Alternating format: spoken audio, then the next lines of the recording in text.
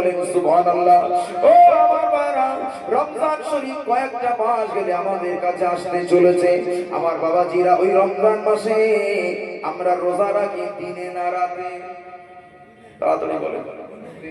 আমি ছোটবেলায় মনে করতাম আল্লাহ রোজা যা দিয়েছেন, আল্লাহ যদি দিনে না দিয়ে রাত্রে দিতেন, খেয়ে দিয়ে ঘুমিয়ে যেতাম, রাত পার হয়ে যেত, রোজা আদায় হয়ে যেত। আমার চোখ খুলেছে কবে জানেন? বুখারী শরীফে, বুখারী ক্লাসে একটা কিতাব পড়ানো হয়, একটা হাদিসের কিতাব তিরমিজি শরীফ। ওই তিরমিজি শরীফের একটা অধ্যায় আছে কিতাবুল আতঈমা, খাওয়া দাওয়ার অধ্যায়।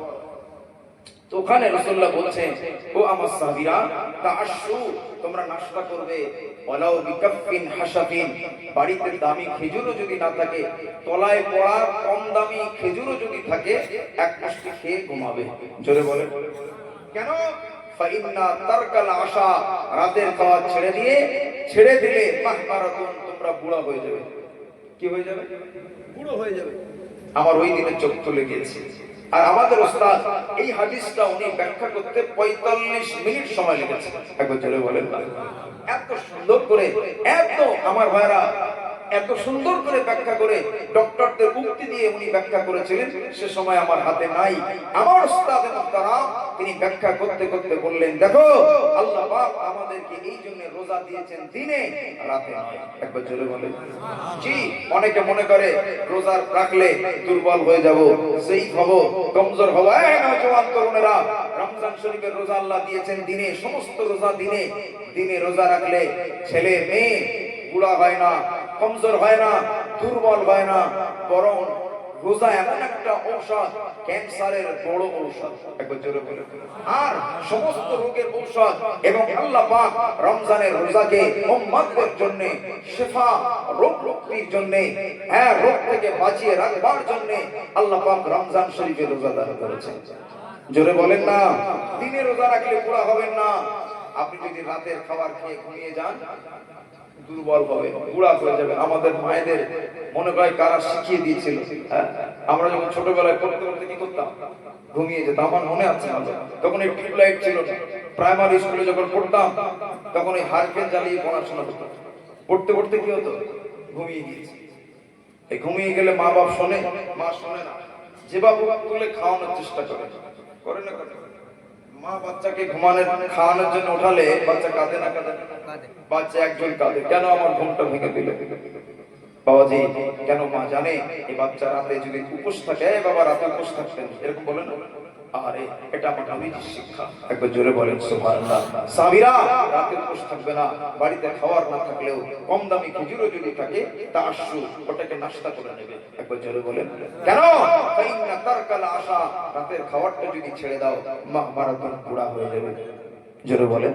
আমার ভাই আমার চুপটা করেছে কেন? আমাদের জন্য আল্লাহ রমজান শরীফের রোজা দিনে দিয়েছেন, অন্য কারণে নয়। এই রমজান শরীফের রোজাকে আমার আল্লাহ পাক দিনে দেওয়ার কারণ হলো, আমার বান্দা বান্দি রোজা রাখবে।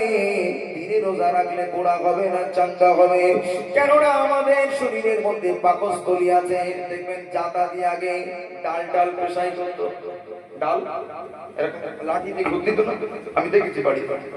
হ্যাঁ ভাইরা আমার, ওই যে চাঁদা, ওই রকম চাঁদার মতো পাকস্থলী এরকম ঘুরছে অটোমেটিক। আর ওই পাকস্থলীর মধ্যে একটা অ্যাসিড আছে। আপনি ভাত খেয়েছেন, গোশত খেয়েছেন, যত শক্ত জিনিস পেটের মধ্যে ঢুকিয়েছেন, দেখবেন সব নরম করে পিছনে দরওয়াজা দিয়ে বার করে দিয়েছে। কেন? আমার ভাই ওই চাঁদার মতো পেশাই করছে আর অ্যাসিড মারছে, ওতে সব জিনিস হজম হয়ে বেরিয়ে আসছে। আরে আপনি রাতের বেলা যদি না খেয়ে ঘুমিয়ে যান, ওই চাঁদাতে যদি খাবার না লাগে, ওই অ্যাসিড যত আপনার ওই পাকস্থলীতে লাগবে, পাকস্থলী কি হয়ে যাবে? দুর্বল হয়ে যাবে। এ দেখেন না, বুড়ো কেন হয়? বুড়ো বয়সে খাওয়া দাওয়া থাকে না। একবেলা খেলে আর পারি না, খাওয়া পারবো না। দুপুরে যা খেয়েছেন ও হজম হয়নি। মাল যদি হজম না হয়, বলেন খাওয়া না থাকলে বুড়ো হয়ে যাবে না?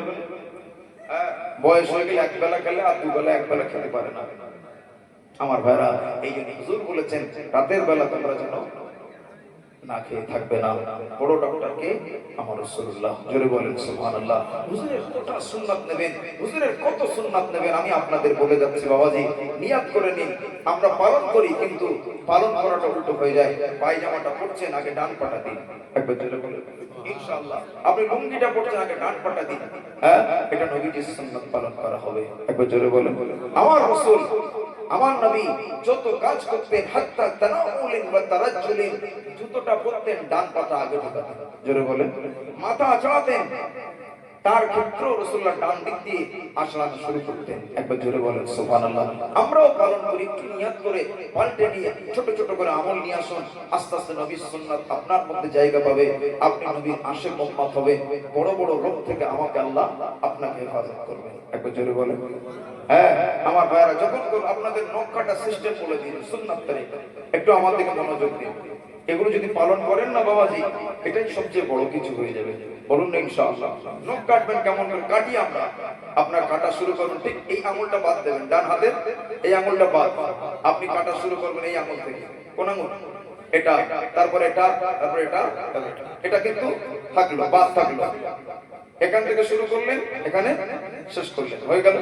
এবারে বাম হাত, বাম হাতের এই ছোট আঙুল পিনসার, এই খিনসার থেকে শুরু করলেন, ছোট আঙুল এখানটা কাটলেন, এটা কাটলেন, এটা কাটলেন, এটা কাটলেন, এটা কাটলেন, এটা কাটলেন, লাস্টে এটা কাটলেন। বলুন ইনশাআল্লাহ। পালন করুন হুজুরের সুন্নাত। কিয়ামতে একটা সুন্নাত জিন্দা করার খাতিরে আল্লাহ আপনাকে নাজাত দান করবে। একবার জোরে বলুন। আর পায়ের আঙুলের নখ কাটার সিস্টেম হলো, পায়ের ডান পায়ের একেবারে ছোট একটা আঙুল আছে না, ওই ছোট আঙুল থেকে শুরু করে বাম পায়ের একেবারে ছোট আঙুল। একবার জোরে বলেন। মানে মনে করুন এটা পা, এই ছোট আঙুল থেকে শুরু করে এটা কাটতে কাটতে কাটতে কাটতে এইভাবে আস্তে আস্তে এখানে শেষ। একবার জোরে বলেন। পালন হবে ইনশাআল্লাহ। হ্যাঁ, পালন করবেন, নিজের বাচ্চাকে শেখাবে, সন্তানদের শেখাবে, ছাত্রদেরকে শেখাবে। বলেন ইনশাআল্লাহ। যে আমার ভাইরা হুজুরের সুন্নাত নিজের জীবনে যত আপনাবেন, যত নিয়ে আসবেন, আপনি তত আল্লাহর কাছাকাছি প্রিয় বান্দা হয়ে যাবেন। জোরে বলেন সুবহানাল্লাহ। জামানার মুজাদ্দিদ ফুরফুরা আবু বকর সিদ্দিক রাহমাতুল্লাহ আলাইহি, তিনি এত বড় আল্লাহর আশিক হয়েছেন, আল্লাহর প্রিয় হয়েছেন, জামানার মুজাদ্দিদ হয়েছেন। হুজুরের ছোট ছোট সুন্নাতও তিনি ছেড়ে দিতেন না। জোরে বলেন। বাথরুমে ঢুকছেন, বাম পাটা দিয়ে ঢুকবেন, বার হওয়ার সময় ডান পা দিয়ে।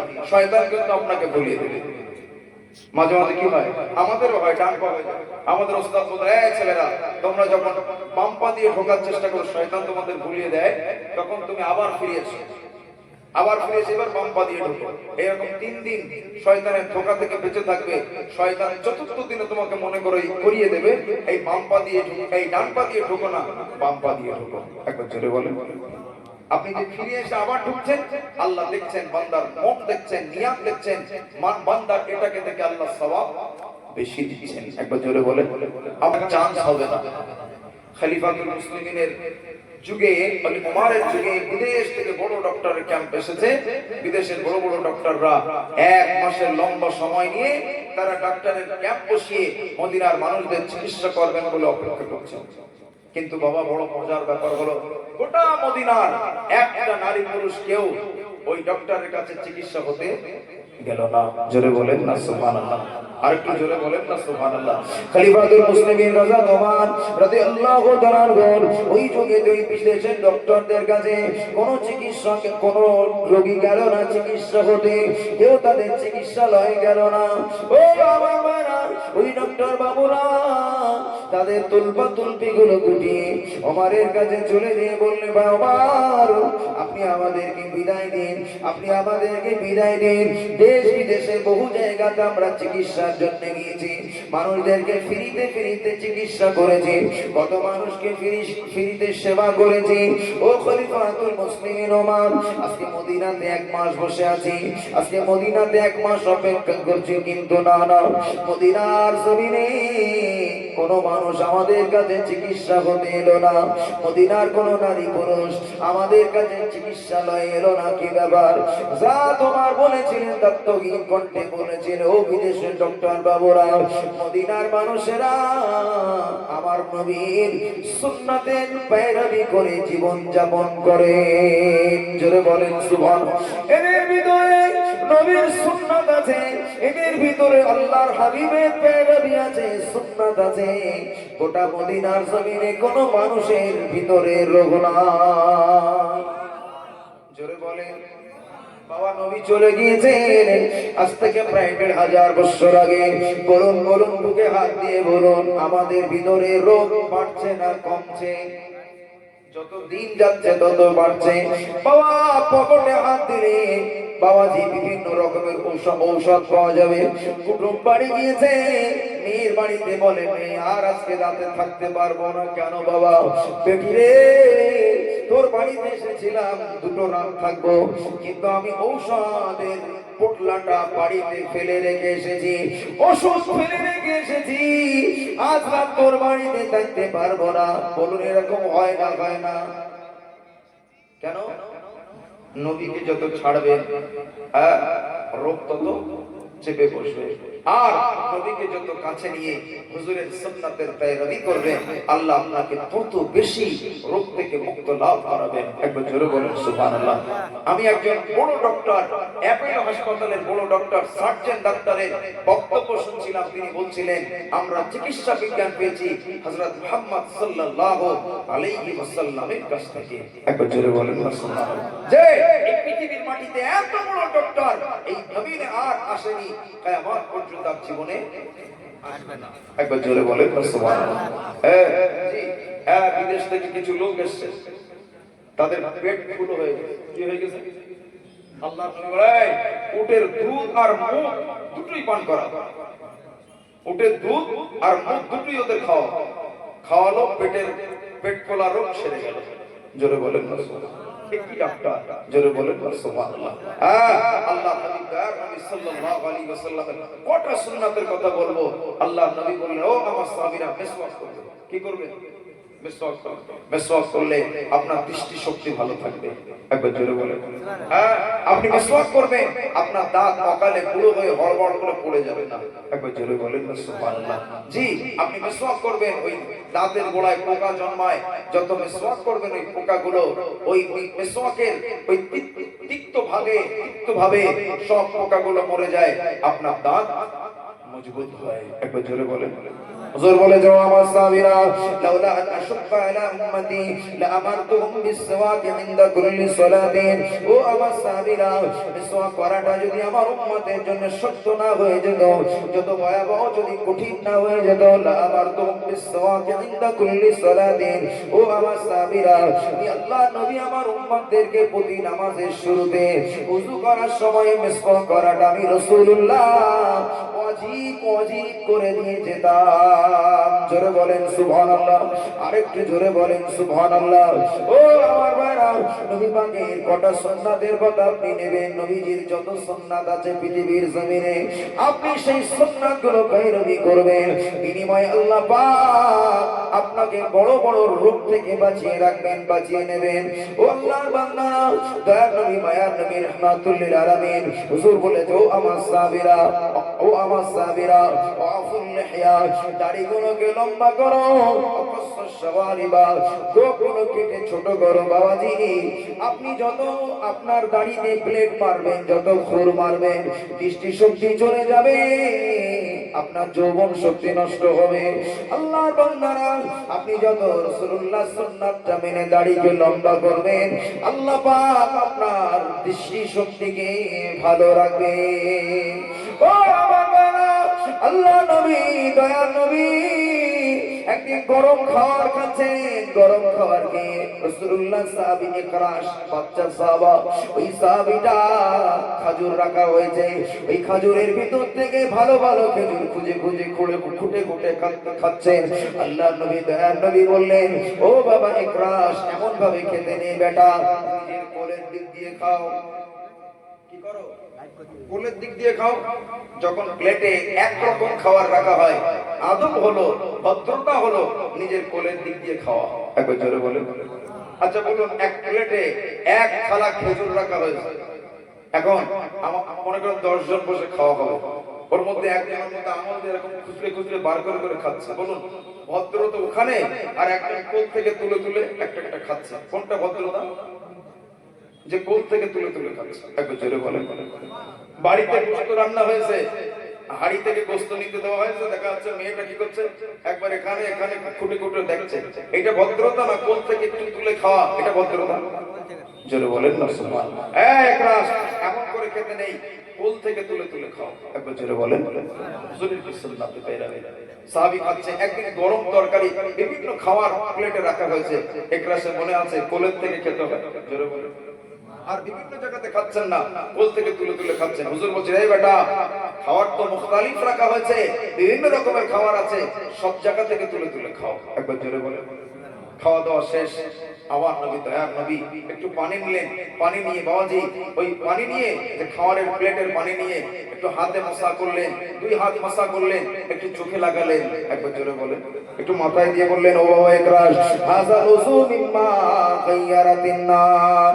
ও বাবা একরাশ, খাওয়ার যে গরম খাবার খাবে, যে খাবারটা আগুন দিয়ে জ্বালিয়ে রান্না করা হয়, ও বাবা একরাশ, ওই খাবারটা খাওয়ার পরে এই উযুয়ের লুগাবিটা করবে, প্লেটের পানি নিয়ে ওই পানিটা নিয়ে হাতে মাসা করবে, দুই হাতে মাসা করবে, চোখে মুখে লাগাবে বাবা, মাথাটা একটু ওই পানি দিয়ে মাথাটা মাসা করবে। জোরে বলেন সুবহানাল্লাহ।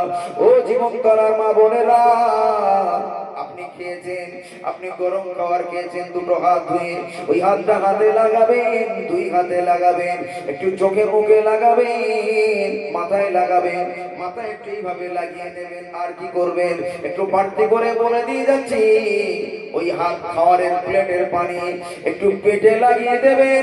পেটের বাবাজি হজম, আমার ভাইয়েরা, পেটের বড় বড় রোগ থেকে আল্লাহ বাঁচিয়ে রাখবেন। আপনি খাওয়ার প্লেটের পানিটা নিয়ে চোখে মুখে লাগাবেন, আল্লাহ পাক আপনার দৃষ্টি শক্তিতে কোনোদিন চশমা লাগাতে হবে না। আরেক